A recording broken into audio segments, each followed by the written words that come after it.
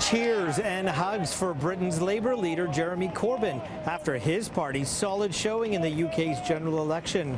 Labour's gains have relegated the Conservatives to a minority government that will now seek support from Northern Ireland's Democratic Unionists. PM Theresa May's big game blew up big time. She was hoping to increase her majority even more heading into critical Brexit talks. Despite calls for her to step down, May is defiant to remain as PM.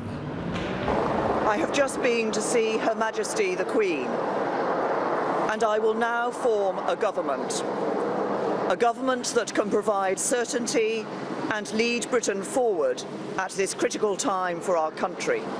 Incredible result for the Labour Party because people voted for hope. Young people and old people all came together yesterday.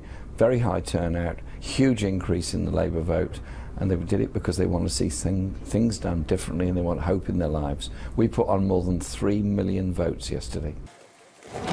The election was supposed to be a cakewalk for May, but voters backlashed after the snap election was called 2 days after the PM insisted she wouldn't call a vote. But with Brexit talks just 10 days away, voters are split on what this means for the UK. So, you know, in the Brexit talks, Britain's clearly the weaker party. It's obviously going to be up to the EU. I think the whole farce of saying having a big majority would improve the negotiating position is rubbish. I'm relieved because for a woman who changes her mind a lot, she promises a lot of stability, and I think it's only by being held to account that we're going to get that stability. She's going to have to resign, is she not? I would think. But who they get into bed with, I don't know. And another view tonight on the future of Brexit from an associate professor in the history department at Ryerson. I don't know how much it means for Brexit. May went into this election saying that she wanted a stronger mandate for a hard Brexit, taking Britain out of the single market and maybe less free movement of people in and out of Britain.